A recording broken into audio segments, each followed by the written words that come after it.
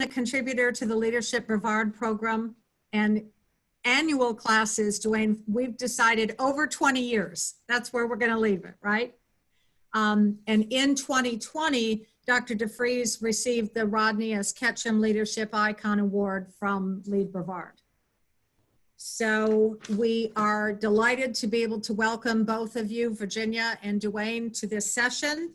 And I'll turn I was going to say the floor, the screen, I guess, is more appropriate at this time. Over to you. Thank you. Okay, let's see if I'm trying to share the screen. Did that work? The PowerPoint? PowerPoint's up. I don't have control. Why don't you control it since I've only got 2 slides to lead in? Okay. So welcome everybody. Virginia and I are super happy to be with you this afternoon. We're going to try to let you drink from the fire hose.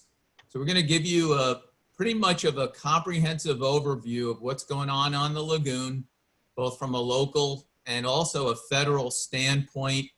Towards the end, kind of bring in this COVID-19 situation and how it may have implications on the work we do, and then leave enough time for questions. So slide.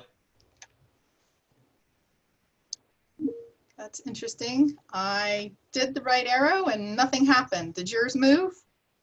Nope. Try again.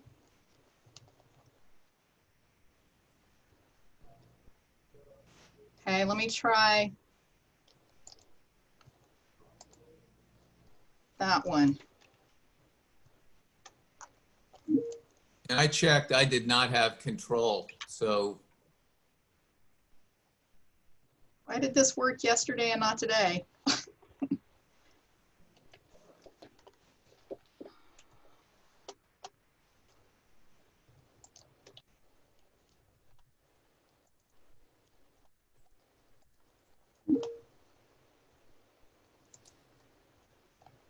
well, while Virginia's doing that, we get this loaded. I'll kind of give you the preamble so we utilize your time appropriately. So everybody wants to know, you know, kind of what does it look like right now? And so right now, if you talk to anybody, which is almost everybody in this county seems to have a boat all of a sudden. I've never seen traffic on the lagoon more active than, you know, since we've all been stuck at home. Water quality is really good lagoon-wide in all 5 counties. We have some hot spots of trouble, but for the most part, we are seeing water quality conditions that are as good as we've seen probably in, I would say, close to 7 or 8, 9 years. And so that's the good news. The bad news is that one of the indicators of a healthy system is seagrasses. In 2011, we had a super bloom that killed a lot of those grasses. They still have not recovered. We're 40 to 50% still depleted from what we saw literally less than 10 years ago. And I'm worried. So this is a Duane opinion and not a scientific consensus opinion, but we've got really warm, unseasonably warm water temperatures, and we've got the rainy season coming on us. And so the worry now is that we have a system that's vulnerable, right on the edge, looking really good, thankfully, because of drought. And I have to think that, you know, we're contributing with all the projects we do. But right at the moment, most of the great water quality is about drought and not having rain. And it could change any moment. And so stay tuned. This slide that you're seeing now, we have 2 levels of stressors. And this is really important. And it actually does relate a lot to COVID-19. So when you start thinking about the chronic things that impact any system, whether it's a human community or the Indian River Lagoon, things like too many nutrients, pollutants, habitat loss, you know, how we handle our wastewater, our stormwater, each one of those stressors make the system weaker. And then when you have a shock event, like a hurricane, like a red tide. The system, because it's not healthy, is more vulnerable to those catastrophic impacts of shocks. And we're seeing this with COVID-19, and it's interesting parallel, and is a very similar parallel with climate change. And so if we don't manage for a healthy system on all of these little things that pile up day to day, year to year, decade to decade, then when we have a shock, we simply do not adapt and respond and recover well. COVID-19 showing all sorts of supply chain, human health weaknesses. Think of the Indian River Lagoon just like a patient, and how we handle shocks and stressors are going to be very different as we move forward. Next slide. So what we're going to do is Virginia's going to take over and talk to you about what we're doing locally in Brevard County, and then I'll pick up and close and talk about where we are federally and on a lagoon-wide standpoint. So it's all yours. Okay, thank you. So just to make sure we're all on the same page, when Duane and I are talking about the Indian River Lagoon, we're talking about the Indian River, the Banana River, and Mosquito Lagoon. And while the focus right now with COVID is on tourism and retail and those economic drivers, we also know that the Indian River Lagoon and its health is also a very large economic driver in our communities. So the picture in the middle here is a Hands Across the Lagoon event. You can see all those little people standing across the causeway. And this occurred after we saw the decline in water quality in the lagoon. We had the enormous fish kill in 2016, and people had had enough and they wanted things to change. And so the county developed a plan to try to restore health to the lagoon and proposed a 1/2-cent sales tax to fund the implementation of that plan.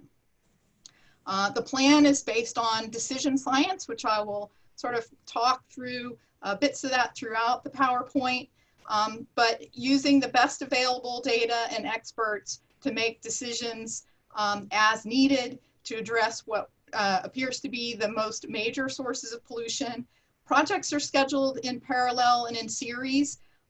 We want to optimize our return on investment, and we know that time is money. So while sometimes it makes sense to do A first and then B, if we need to do A and B and C and D and E and F, there's not time to do everything in series. So there are a lot of things going on in parallel as well. With this 1/2-cent sales tax for 10 years, we have the possibility to foster innovation and adaptation in the field of water quality improvement. And then we're taking additional steps to minimize cost and risk. So ballot language was approved by 77 out of 80 local elected officials between the county and the cities. The tax was approved in every single voting precinct in Brevard, and it sunsets in 10 years. All the funds collected go into a single trust fund that's implemented countywide, and the only thing that trust fund can be spent on is projects that are approved within the Save Our Indian River Lagoon project plan. So the plan includes 4 components, or 4 R's: reducing the excess amount of nitrogen and phosphorus going into the lagoon, removing the excess nutrients that have accumulated in muck deposits within the lagoon, restoring natural filter feeders, natural filtration services that have been lost from the lagoon, and then responding to new information and opportunities. So to reduce the major inputs, we have to know what those are. There are so many different inputs of pollution to the lagoon. And so when you take a historical look, point sources were the major source of pollution to the lagoon. 40 to 50 million gallons a day of partially treated wastewater used to be discharged to the Indian River Lagoon. And with the passage of the Indian River Lagoon Act back in 1990, these facilities were re-plumbed, rewired, so that they no longer discharge to the lagoon. And so I'm going to hit the button here, and you're going to see how things have changed over the last couple decades. So with diverting those wastewater discharges, you see that source on the left go down dramatically, while most other sources have increased. Atmospheric deposition has gone down a little bit with the Clean Air Act implementation, and stormwater runoff has gone down with about 30 years now of city and county stormwater programs working to provide treatment there. On the right-hand side, you see these muck increasing because every decade we are continuing to put too much pollution in the lagoon, and it is accumulating in these muck deposits that are smothering the bottom.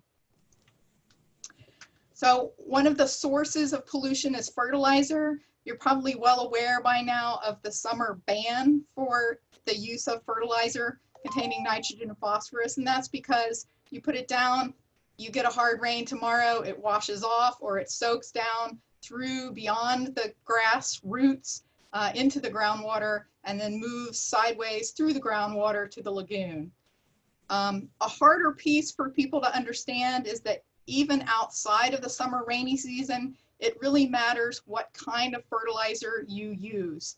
And so this graph shows different kinds of fertilizer and the amount of that fertilizer that leaches through the sod into the groundwater. And so the top squiggly line is what happens in the first 3 weeks after you use a typical weed and feed product that's all quick release.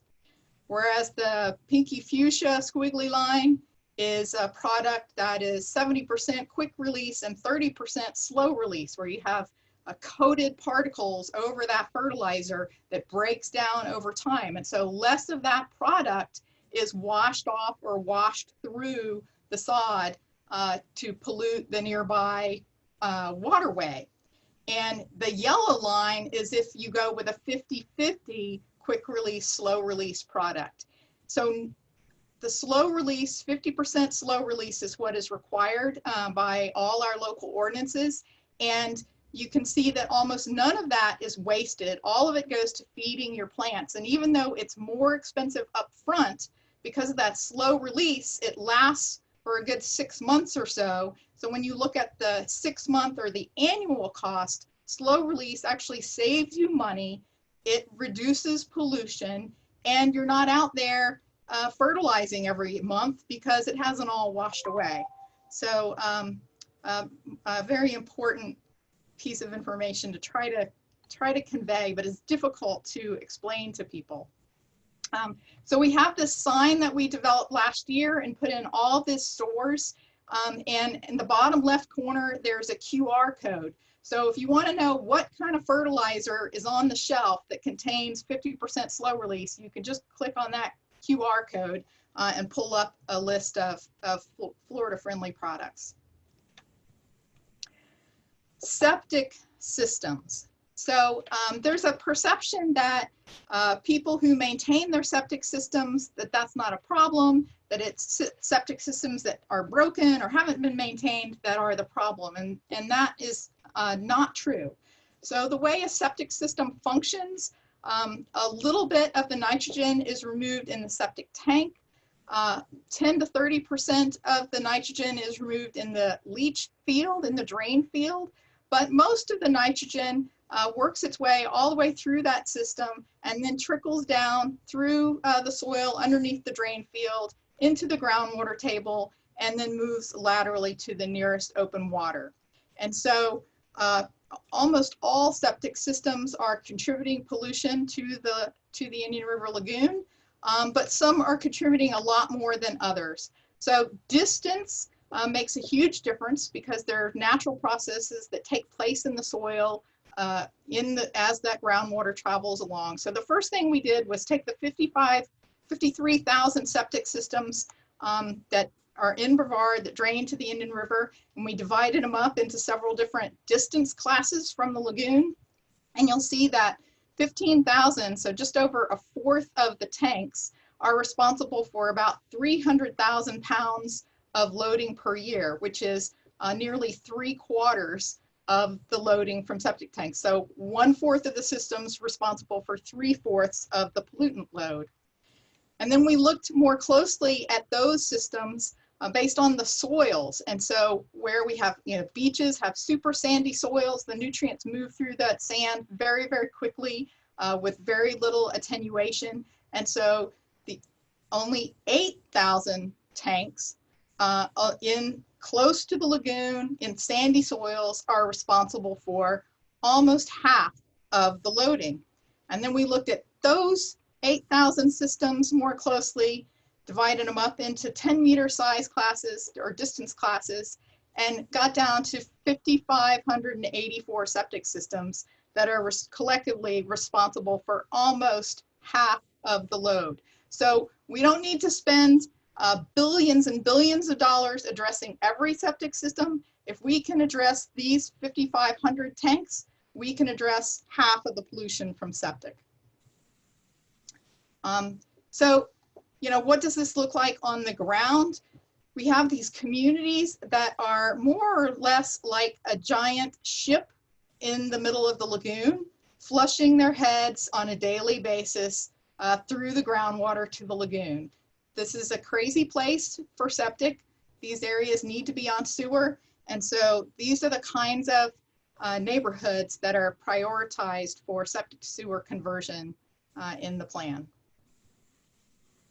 Now, we wanted to ensure that all that modeling of septic systems was correct. So we've installed 45 groundwater wells throughout the county in different communities. We have several that are in natural communities as background control, looking at the nitrogen concentration in the groundwater. Then we have wells in septic communities, wells in sewer communities. And you can see that the pollutant level in septic communities is much higher, but there is still pollution in sewer communities. So maybe this is leaky sewers, but it's probably fertilizer and pet waste and wash water from the car and all the other things that we humans do in our urban neighborhoods that contribute pollution. Now, I explained before that we stopped discharging our wastewater, partially treated wastewater, directly to the lagoon. We clean the pathogens out of that, and then we redistribute it as reclaimed water for people to use as irrigation. So for the people that are in a sewer service area, but also receive reclaimed water, you'll see that their groundwater is every bit as polluted as the areas that were on septic. So it doesn't make sense to spend millions of dollars or hundreds of millions of dollars converting people from septic to sewer and then take that nutrient and send it back to the community to use as reclaimed water. We have to upgrade the treatment of the reclaimed water while it's at the plant so that what gets sent back out to folks to use for irrigation is clean. And so we are funding multiple wastewater improvement plant projects to address that source. Leaky laterals. During the hurricane, you probably recall about 20 million gallons of raw sewer water overflowed into the Indian River Lagoon from the South Beaches. This is caused by, we had a lot of rainwater, the water table elevates, and so the piping from homes is suddenly submerged, and every little leak and crack allows groundwater to leak into the piping system. That overwhelmed the system. The system could not convey that much volume, and it overflowed. So if that's what happens when the system is flooded, what happens when the system is not flooded? Those same cracks, if they're in the bottom of the pipe, can leak sewage out. And we have done some smoke testing, a pilot project in Satellite Beach. We have installed monitoring wells near those breaks in the line that were found in the private sewer laterals, and we have found evidence of sewage leaking out. And so it's very important that people maintain their private sewer lines. These are the pipes that connect your house to the public sewer line that's out near the street. For stormwater, we have over 1,500 outfalls that drain stormwater to the Indian River Lagoon. We don't like to flood. We don't like our houses flooding. We don't like our roads flooding. We don't like our cars skidding in the rain. So we have an exceptional drainage system in Brevard County, but that drainage system carries not just water, but nutrients to the lagoon. And so in order to prioritize which of those 1,500 outfalls to address first, we looked at what is the land area draining to each one of those, what is the development like in those drainage areas, how much impervious area is there, what are the soils like, what are the slopes, and prioritize those so that we are working on the worst ones first. So muck. The lagoon should be a sandy, shelly bottom covered in seagrass with all sorts of benthic critters living right at that interface of soil and water. And when you have that, you have this incredible diversity. But when you get mucky organic deposits with lots of fine silts and clays, it's a very oxygen depleted environment, and there's a lack of life there. And so one of the things that we're doing is going and finding the worst muck deposits. These are pictures of Florida Tech. Marine Resources Council also worked on helping to find the muck deposits in the lagoon and characterize which ones are the worst. And then we bring in a dredge. This is the working end, the cutter head on the dredge. It slurps up the muck, pumps it through an enclosed pipeline to a dredge material management area where it's dried out and then used for agriculture, in this case, sod fields, where it's full of nutrients, so it grows grass. We also want to restore our natural filter feeders, natural filtration systems in the lagoon. So these graphs show that we had a wonderful oyster fishery here in Brevard. We had one of the largest clam fisheries in the state of Florida. We also had a very dynamic blue crab fishery. All of these have collapsed or deeply declined over the last 25 years. And these filter feeders filter blooms and sediment and pollution out of the water as they feed, and they incorporate those into their tissues and into their shells. And so when you harvest them, you're actually removing those nutrients from the system permanently. So when we lose these critters, not only are we losing their filter power in the lagoon, but we also are no longer harvesting them, so we're not removing nutrients that way anymore. We need to restore these fisheries to put jobs back and to return filtration, natural filtration to the system. So we've been working with the zoo and Marine Resources Council on many different shoreline restoration programs, both planting and oyster gardening, oyster restoration, and we hope to be able to start work on clam restoration in the future. The fourth R, we had reduce, remove, restore. We also have respond to new information. And in order to do that with the public fully engaged, we have a volunteer citizen oversight committee. Vinnie Taranto is on that committee. We have a number of Lead Brevard graduates who have served on this committee. It's made up of many different types of backgrounds, trying to get a diverse perspective from the community. Half the people are nominated by the cities, by the League of Cities, and the other half by the County Commission. These folks spend an amazing amount of time reviewing information and making recommendations, and they hold monthly public meetings that are televised. So over the course of 3 years since inception of the program, quite a lot has changed. The shift in funding from muck projects as we refined where the worst muck was, to human waste projects as we increased our knowledge of how important septic to sewer was for cleaning up our waterways. You can see the shift in funds over time since inception of this program.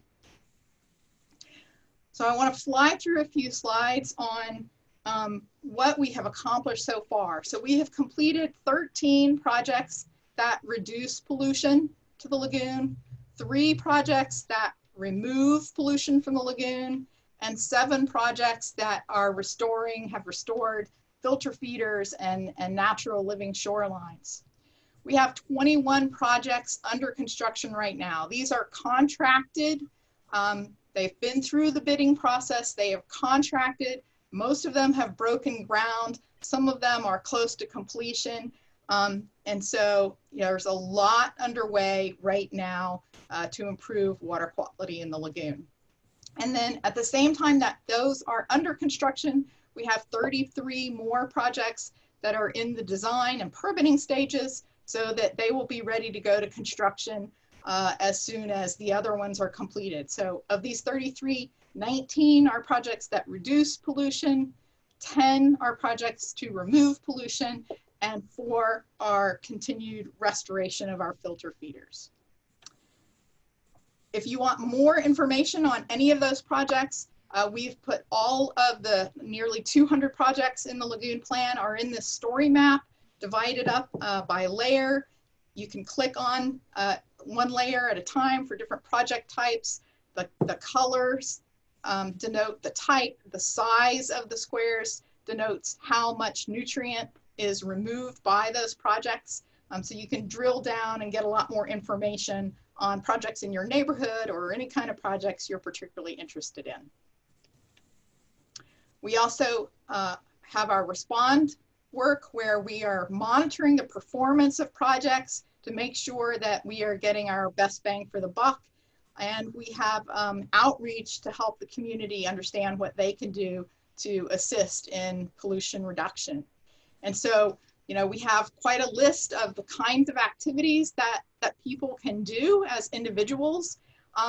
And looking down to the bottom of this list, we are launching a new program. We've done the soft launch. We're going with the full launch, hopefully in the next month or so. It's hard to know with COVID what's the right time for this, but our Lagoon Loyal program. And I want to talk about that with the next slide. But you can also talk to your elected officials and educate your friends and neighbors on what's going on, because there continues to be this perception that nothing is happening, which is far from the truth. So this is our Lagoon Loyal program, and how this works is we are engaging the business community to provide donations of services or goods or coupons, and people can go and implement specific things that reduce pollution. They can upload proof that they've taken this action, that they've hooked up a rain barrel to their home, or they've ripped out sod and put in Florida native plants, or some other activity that helps the lagoon, and then that qualifies them to download one of these coupons. So it's a way that we can support businesses who support the lagoon, and businesses can support people who take care of the lagoon. And so we hope that this program will snowball.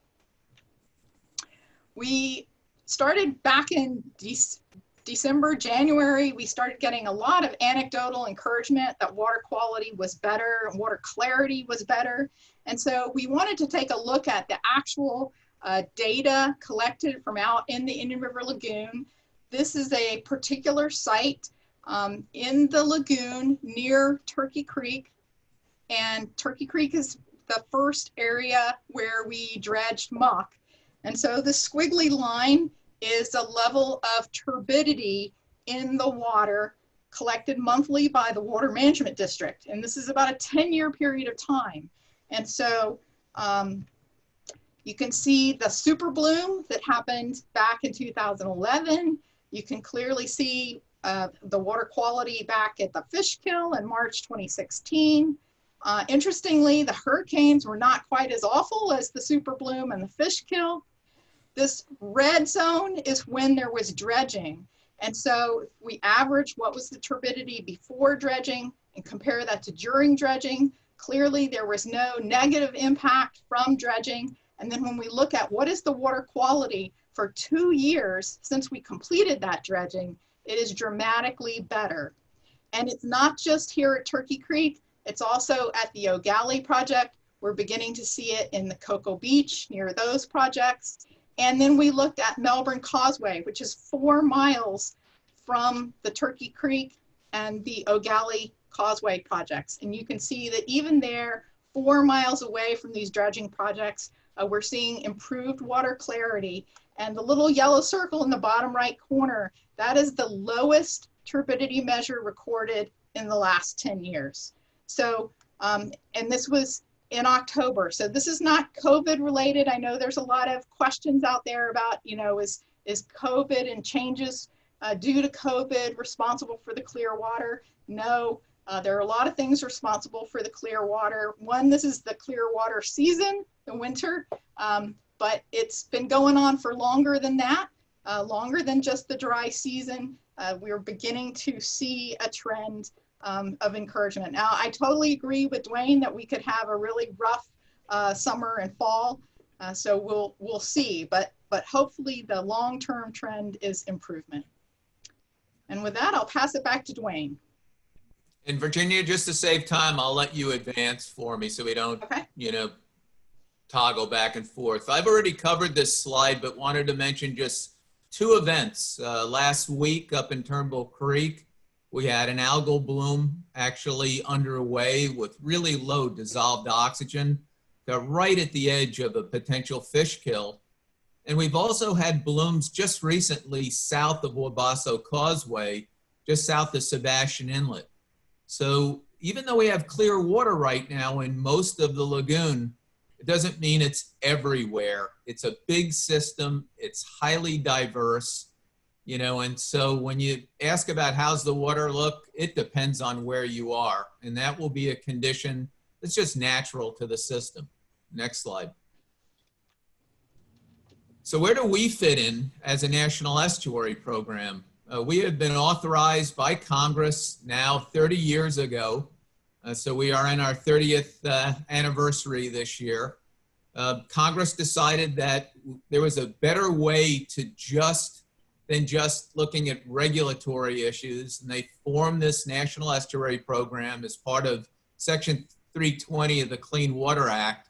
And our job is to create a management conference of partners, stakeholders, and drive consensus among communities to move forward in both restoration and long-term stewardship. And so what you just saw with the Save Our Indian River Lagoon is not only a good model, it may be one of the best models in the nation where a local community through a referendum for sales tax has taken the lead in investing in clean water interventions and restorations. But our responsibilities at the national level go beyond just those restoration interventions to a much, you know, larger and more dynamic and actually more diverse set of activities, which I'll show you in a minute. So we're one of 28 nationwide. Next slide. There are 7 mandates under the Clean Water Act, but the one that's most important is we take this management conference, and ours is over 100 volunteers, scientists, citizens, industry leaders, elected officials, and we generate together a comprehensive management plan that aligns with what the local communities need and want. We've just updated the 10-year plan in August of 2019. We are implementing projects within the plan, but the heart of that plan is a vital signs wheel, next slide, that identifies 32 different issues. And if you look at this wheel, think of it this way. This is a perfect mandate for home rule, for individual responsibility, and for collective action. So everything in blue is one lagoon. It's part of our new mission. One lagoon, one community, one voice. So you see water quality, and as you go clockwise, habitats and living resources. Then you get into the southern portion of this circle, and you have healthy communities. What are those attributes that you need to think about when you think about communities? And then one voice is really how the NEP, the National Estuary Program, not only takes action, but articulates our mission to communicate, collaborate, coordinate, and then to drive funding where we can. And so we work at every level of every one of these 32 vital signs. Every single one is important. Next slide. But we identified through consensus those priorities based on critical needs, and there are 6. So impaired waters, wastewater, stormwater. You know, you just saw Virginia focused on a lot of those issues. The impacts to seagrasses as a critical habitat, and also harmful algal blooms, which not are just environmental issues, but harmful algal blooms in the southern lagoon and some of the past blooms that we've had in Brevard County are actually threats to human health. And you can't do any of this unless you have money to invest in the infrastructure and restoration projects. You know, Brevard has taken the lead on that. And then we are a much more modest program funding-wise, but we're kind of like the, you know, the choreographer of the ballet. We don't dance, we don't do the music, we don't do the sets, but we help coordinate at the federal, state, local, and private sector level. Next slide. But the investments are not minor. And so just over the last 5 years, the IRL Council, which was created in 2015 with a reorganization of the 25-year National Estuary Program, has invested $8.3 million in 114 projects that focus on water quality, habitat, and some very strategic science projects. Next slide. And then over that first 25-year period, you can see the federal investment in our local 5 county and 38 city communities. Over 27 million and 1,100 projects. We would, you know, even though we're having water quality challenges, without that continuous investment over that many years, we'd be in way worse shape. But what we were needing was the local level investment, which we now have in Brevard, and that investment is growing in each of the counties. 5 years ago, when I first started as executive director, we were operating at a 1-to-1 ratio between federal and local support. This year, we just calculated it, we're up to about 10-to-1, which shows the local commitment to clean water. Next slide. And your investments pay off really big in return on investment values. The Save Our Indian River Lagoon program looked at economic value through a certain methodology called net present value. This particular study was done by the regional planning councils and the State Department of Environmental Protection, working in concert with the State Department of Economic Opportunity. And if you look at the range, for every dollar we put into restoration, we will see somewhere between $20 and $33 returned in value. And the total economic value of the lagoon is estimated at $7.6 billion a year. So we have calculated, I've got a project list that is now over 700 projects, $2.6 billion. It's probably only half of what we think we really need to do everything that we need to do to be 21st century ready and resilient. But the fact is, imagine, you know, you invest $4 billion over the next 20 years to protect $7.6 billion per year in value. That is a good return on investment. So where do we go from here? Last 2 slides. COVID is a challenge, and it is we're going to pay very dearly for the lessons learned in this challenge. But clean water is a foundation of our economy. Those of us who work in resilience planning are really worried You know, now that we're in this lockdown, how do we respond to a hurricane? How do we respond to the next red tide, the next catastrophic fish kill? You know, down in southern, you know, by Lake Okeechobee, a toxic cyanobacterial bloom. So the needs for water quality infrastructure exist with or without COVID. And decreasing the vulnerabilities. Remember I talked about shocks and stressors? Well, if we keep investing in decreasing those stressors, just like Brevard's doing, we actually increase and benefit our resilience. And that infrastructure creates jobs, both temporary part-time jobs with planning, design, and engineering, but also full-time jobs with those people who are working in monitoring, working with our NGO partners, you know, working in private sector industry. So we can't stop doing what we need to do, you know, for very long. Otherwise, we'll lose on both ends of this curve. So last slide is really a bit of a call to action. We've had tremendous support, both Brevard County and the National Estuary Program at the state of Florida and the federal level. The governor has put in, you know, historic levels of funding, including this past year. We will see whether those funding levels hold under this crisis, which will be a crisis of revenue with sales tax, gas tax, you know, tax with, you know, large, you know, commercial ventures. We're going to see revenues drop. We're going to see our investment capability drop with that, but we can't lose the ability to keep doing work and doing that momentum. And so we have 3 activities at the federal level. Number 1, make sure you thank our Congress people and our state legislators for continuing to support clean water.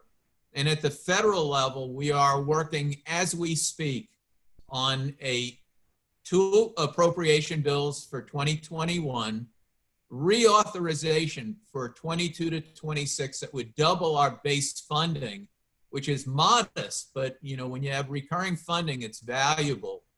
And then as of just a week ago, we are working with both parties on the upcoming stimulus bills to look at the value of water infrastructure in both job protection and job creation. So stay tuned on that. You can contact me if you want more information and some detail on those bills. But they are bipartisan. They have support. The key now is getting them moved through Congress into law. So with that, we'll open up for questions. I know it was pretty quick, but you know, like Virginia said, there is a lot going on, a lot of investments, a lot of projects, a lot of individuals who are changing behavior. And that's what it's going to take for us to see a healthy lagoon.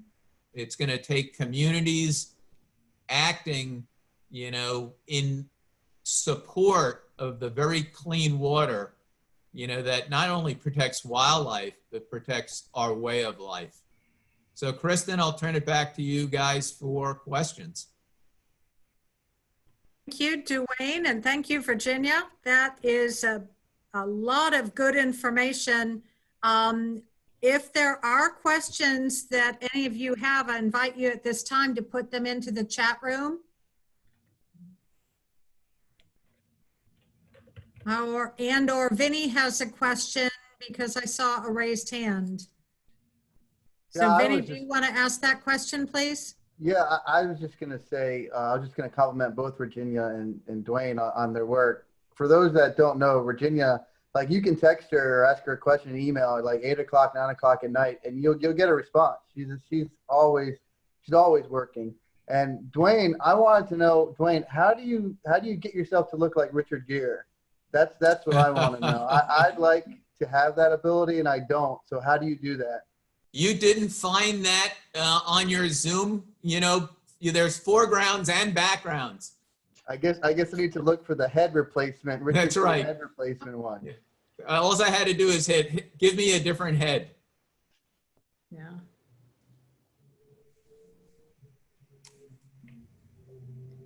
All right, I'm gonna look.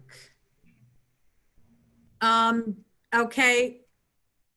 Virginia, you said something about rain barrels, and Julie has recently installed a rain barrel at her house on Merritt Island. What is the coupon for? Oh, that's a great question. So you have to go to lagoonloyal.com and submit that you have installed your rain barrel, and then you will get a certain number of points for that activity. And then you can say you want to trade in your points for coupons, and there'll be a whole list of different businesses that are providing coupons that you can trade in your points for coupons. So all different kinds of businesses participating, and I think, you know, the more we get this going, the more recognition we get, the more businesses will want to participate. Great, thank you, Virginia. And Kristen just popped up the link to that program in the chat. Thank you. Dan wants to know, are fish counts being conducted? And if so, what are you seeing with game fish in particular? I don't know. I'll jump which in of on that, Virginia, Thank you can add. So we've got a very rigorous and extensive fish database with the Florida Fish and Wildlife Conservation Commission. They do it two ways. There's kind of fisheries dependent and fisheries independent sampling.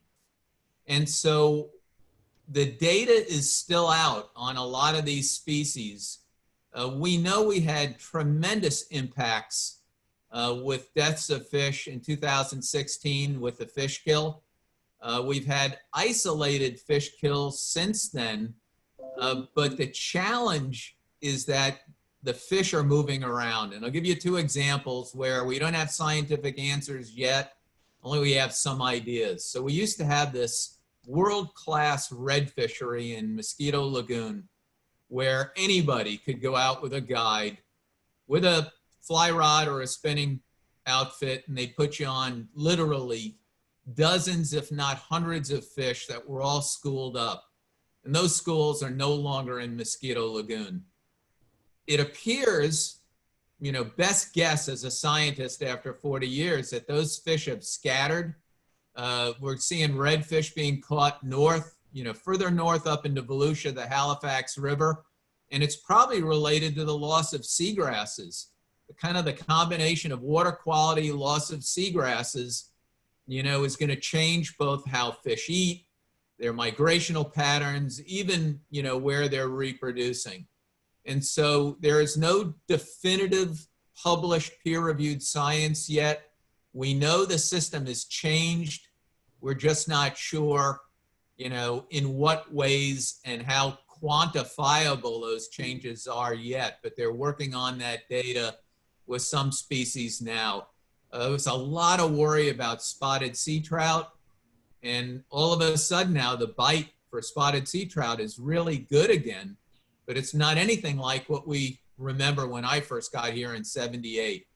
So the system has declined, fisheries have declined, quantifying those declines are difficult, and that work's being done by the state of Florida.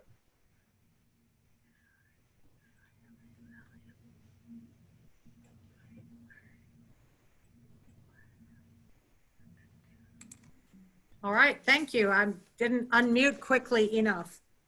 We've got time for one more question, one or two, depending on the length of the question and the answer.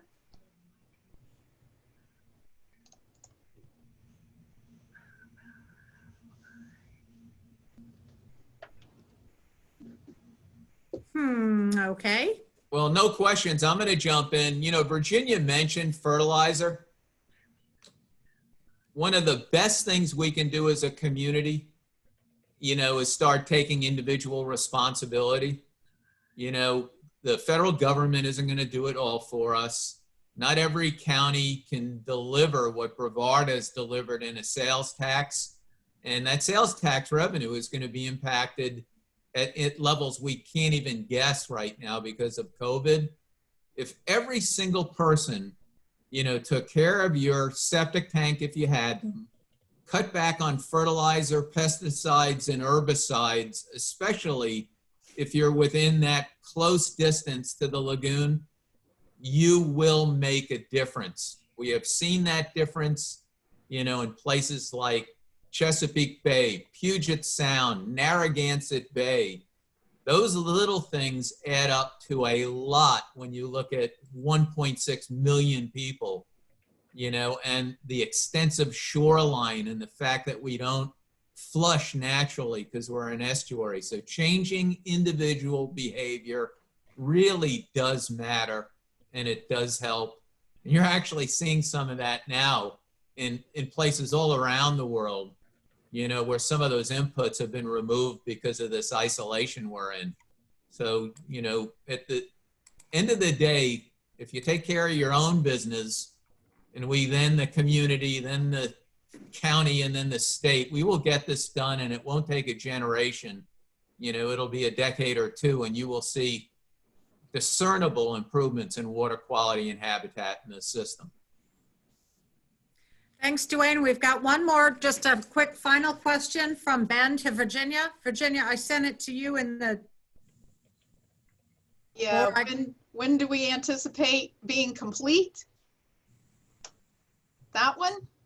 Yeah, when do you anticipate lagoon restoration project being completed? And once completed, what regulations may be put in place to keep the lagoon in good health? So I'm not sure that we will ever be complete. I think this is always going to be a work in progress. Just like, you know, you never like clean the house and then you're done. You clean the house and then you got to clean the house again. You do the laundry, you got to do the laundry again. You wash the dishes, you got to wash the dishes again. We live here, we make a mess, we have to clean it up. But hopefully we will get to a place where as long as we keep up with it, we won't see the, you know, decimating blooms and fish kills that we've had in this most recent decade. The half-cent sales tax is a 10-year plan. I expect that we'll go a couple years longer than that, finishing the last of the projects funded with that sales tax. But certainly, you know, other programs will need to continue to maintain what we have started with that half-cent sales tax. In terms of regulations, there are quite a few. So we have a fertilizer ordinance in place. The county just adopted a fertilizer signage ordinance last year. We adopted a septic overlay ordinance about 1.5 years ago, that if you're within if you're on the Barrier Island, if you're on Merritt Island, or within about 50 meters of the lagoon or a direct connection to the lagoon, you can't just use a regular septic system. You have to use an advanced septic system that produces nitrogen. The county is also looking at how to enforce repair and maintenance of private sewer laterals. If we find that your sewer system is leaking, then you need to fix that. And we have notified people that they have leaks and they haven't fixed them. And so we're looking at enforcement language to be able to require those repairs. So we have a list of potential regulations that could help, but a lot of that is in place already. A lot of what we're cleaning up in the lagoon is from, you know, 5 decades or so of not paying attention, of putting too much pollution in the lagoon. And I think we're on a good path for a balanced diet. But as Duane said, all of our individual actions really add up. And we have to keep people informed about what it takes to live in such a wonderful but fragile environment like we have here in Brevard County, Florida. Thank you. Thank you, Virginia, and thank you, Duane. This has been really insightful and I think fairly successful as our first content session in Leadership Brevard. So you two are now making history for us. Thank you. And Duane, you know, it's another testament to you being engaged with the program. Virginia, we're delighted to have you back. We have recorded the session. We'll make that available, and Duane and Virginia have graciously agreed that we're able to share the PowerPoint presentation with you all as well. So there'll be additional, you know, we'll be able to send that out to you for your own edification. So we can give a virtual round of applause to, you know, Duane and Virginia. There's also a clap reaction in your toolbar. So you can say thank you that way. Two things to wrap up. Well, three, actually. One, I think, Virginia, your last point, and Duane, yours, about there being personal responsibility to protect the fragile ecosystems that we have. That is something we can all do as individuals. And thank you for making that clear as well. We got a couple more suggestions in the chat room for future discussions that are not necessarily content related to the program, but discussion around plans to reopen, safety precautions as we return to whatever that returning is, and compliance with some of the SBA loan and some of those. So we probably have people within your class and or within our alumni network who can speak to all of those. So we'll, you know, if you're interested in leading any of those conversations, do let us know and we can help you coordinate that with the Leadership Brevard class. If you want or need us to secure presenters in those arenas, we can do that as well. Because I think particularly Dan and Johnette, the reopening will be a little bit business sector specific, but there may be some general guidelines, you know, when we learn more from the governor about what is going to happen in Florida and how quickly that we all need to think about as leaders in the community. The other thing is we are going to have another content session on the page that I just turned over. Next Monday, April 27th at 4 p.m. Melissa Naughton and her team, she is a graduate of 2018, works for the Orlando Melbourne International Airport and is going to do a content session again from that kind of 4 p.m. to 5 p.m. on the 27th. And you're all invited. Kristen will send the link. It will be another Zoom presentation. I know we're all surprised by that. Just kidding. But you know, she's gonna hopefully be able to include some video footage that'll show you around the airport a little bit. And Melissa has been there in a business development role for a number of years and will be able to talk to us about how the airport has changed and what some of the new changes are on the horizon. So I hope that you've got that on your calendar and that you can join us on Monday at 4.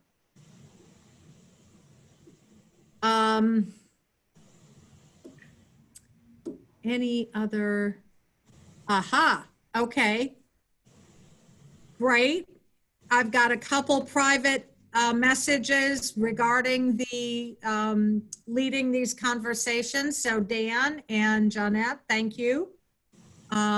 We will schedule and get these links out to you. I realize everyone's still trying to maintain your own work and family life in the midst of all this. That's why, with everyone's permission, we'll keep recording these to make them available to you, that you can look at them at your leisure. Okay. So I'm trying to read and talk at the same time, so that's an interesting new skill to learn. So if there aren't any additional questions, we have the ability to stay on this call. You can talk to each other if you care to. I do want to be respectful of those of you who booked until 5. If you need to drop off, that's also absolutely fine. And thanks again to Virginia and Duane for your work that you're doing, for helping us understand that work today. Thank you. Thank you. And tomorrow's Earth Day. Happy Earth Day. All right. What's happening for virtual Earth Day? Actually, there's quite a lot going on. If you go online, you'll see there's at least 2 Congressional Earth Day events going on tomorrow. you need to pre-register. But it's the 50th anniversary, and so with this crisis, you know, this whole environmental and human health issue is really hot right now in Washington. So there's a lot going on tomorrow. Enjoy the day and be safe. Okay, well, thank you again. All right, and I'll just give a shout out to Brandon and Lisa Soto, both in your group, and very involved and working hard on the lagoon. So you can always tap them for information in addition to reaching out to me or Duane. Okay, great. And I've got a notice that says 2 people have raised their hands. So are there questions or comments? Lynn Smith, go ahead. No, I don't have anything. I was clapping. Oh, okay. I hit the wrong button. Okay, not to worry. We're all learning as we go. Was there someone else who had a comment or a question? So we're all going to Alex's house to take a hike through the toilet paper forest Yeah. for Earth Day? Yes. I'm doing the party. Okay. And Jeanette, to your question, yes, again, next week's session about the airport will be recorded. So we'll be able to share that with the class after the event. So it looks like we're going to work with Dan from Community Bank. I don't know. Start over. We're going to work with Dan Kelly from Community Credit Union to get us some information. I know, right? Community is like really seriously, Kristen, right? Community Credit Union. Thank you, Dan, to talk to us about the SBA loan kind of information and how to stay compliant with all that. And then Jeanette has a panel conversation next week about the impact of COVID on the community. So we'll get that link and share that. And thank you both, Dan, Jeanette, for those opportunities. We're happy to share those kind of things if there's something going on at your company or you're aware of a meeting or something that may be of value to this group, you know, send it to us and we'll see if we can help. Sorry, trying to read some new messages too. See if we can share that with you all. Oh, and did you see that? We got Community Credit Union got a shout out from Tara. So that's great. Any other conversation?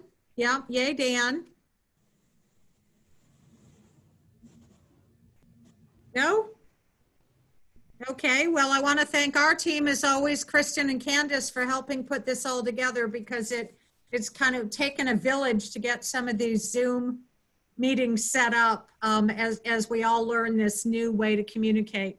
So thank you all for joining us, and we hope to see you on Monday, the 27th at 4 to talk about the airport. Thanks again, Virginia and Duane. Thank you. Okay, there's the camera. Okay, bye. Bye, everybody.